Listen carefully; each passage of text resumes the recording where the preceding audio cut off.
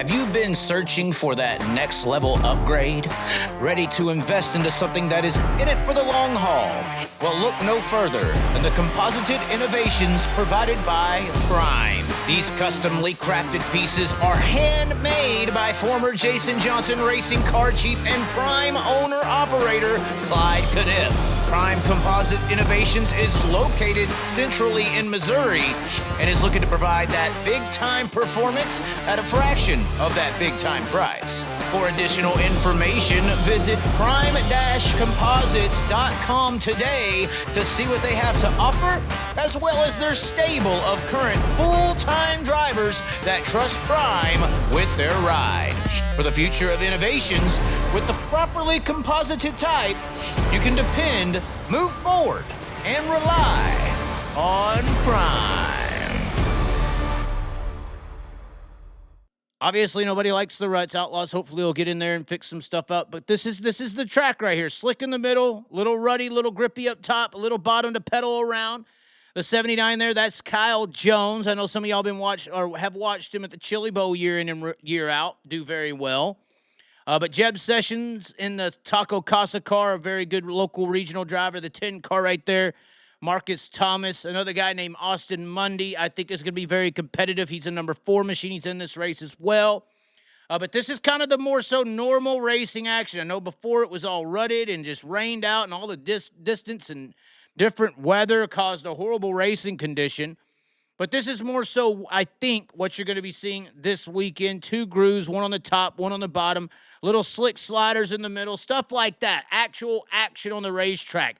I would call this track in between a Silver Dollar in Chico, little Silver Dollar in Chico, and then, of course, COWTOWN Speedway, which they tried to emulate, and that's why this track even exists. So this is the normal raceway. Now, I know that some people have been talking about the racetrack on the fence line of this facility.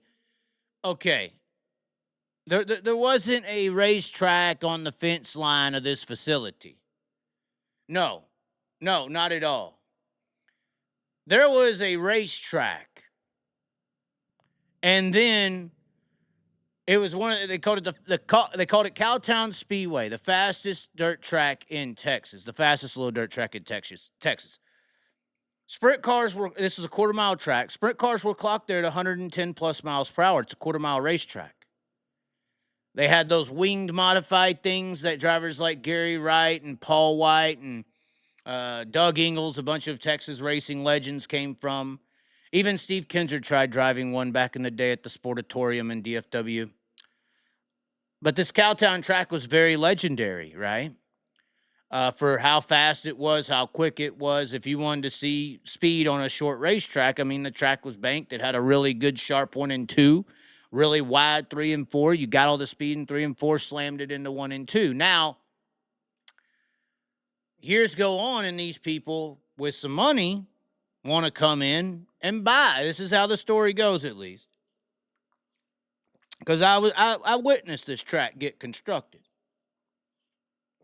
How the story goes, somebody with a bunch of money came to COWTOWN Speedway and said, hey, we want to buy your shit. And the people were like, nope, we've been here forever and we really don't want to sell this track. We love it. So these rich motherfuckers built a racetrack on the fence line of COWTOWN. That is this racetrack you see in front of you. This track was newly constructed, I believe, in like 1996 or 7. I don't know, get my years wrong or right, but it was somewhere around there, 95 maybe, I think 6 or 7. This was just a field behind a racetrack. So you could see, this track here was only built here and where it's at, as the story goes, in spite because the COWTOWN Speedway people would not sell their track.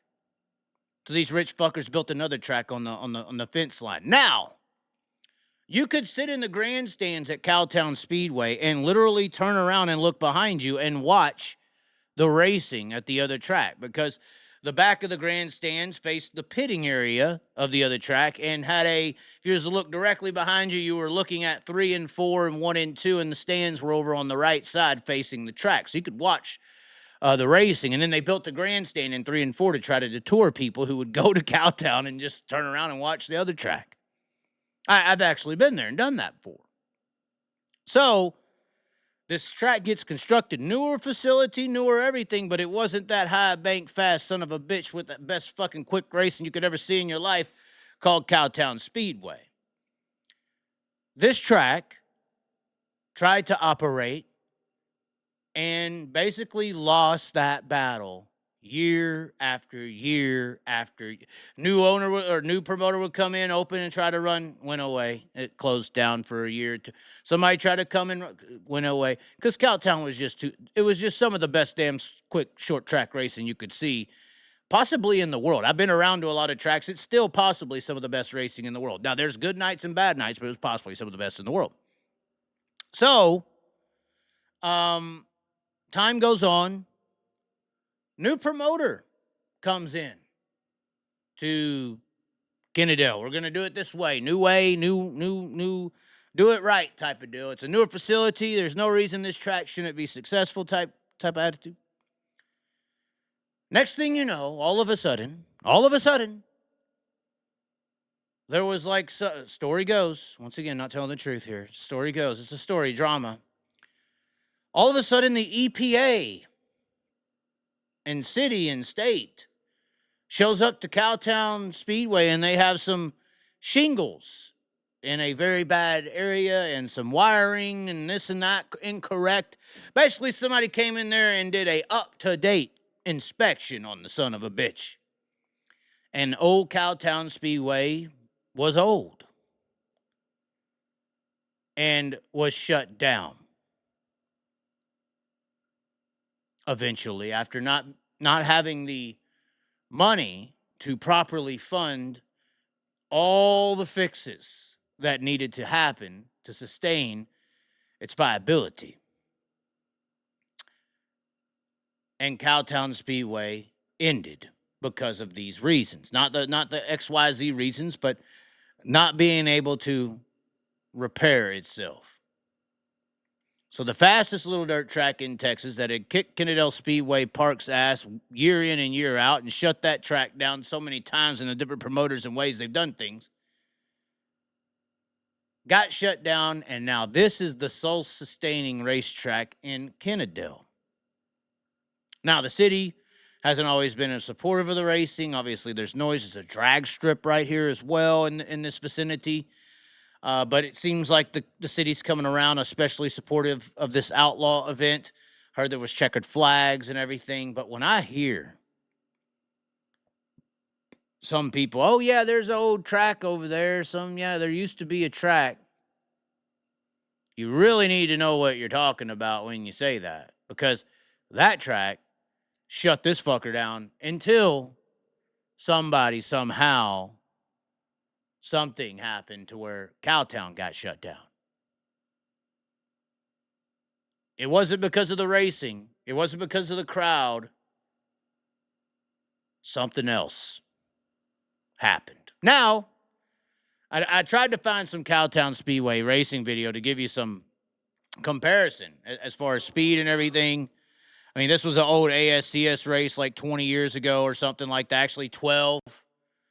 I don't know if it's the best comparison. Obviously, they're on the bottom. This track really lipped up on the top side of the speedway.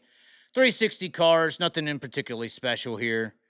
Later in the night, well, you could see when they get up higher. That's actually Christopher Bell in the 31 car. He actually had some races on this track, I believe.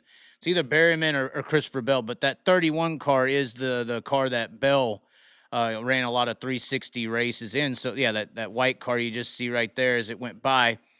But there were some good races at this track. This one's a little more on the bottom side of the track. I'm sure somebody gets up there on the top and starts working in that cushion. They'll start rolling to the front. But there's the Bell car, the Christopher Bell 31. But you see them now, they're getting up to the top. That's where the cushion is at. Gets very exciting when they get up on the lip, as they used to call it, and start rolling their way to the front. Track kind of widens out at this point. There's Travis Rylett, some guys. Y'all recognize that. I believe it's John Carney actually leading this field And then here comes a 27, somebody who loved Cowtown. I don't, where's this guy at now? Andy Schaus was a hell of a race car driver in his day. I think he's taking the lead right there, passing around Carney. But anyways, this was the COWTOWN Speedway.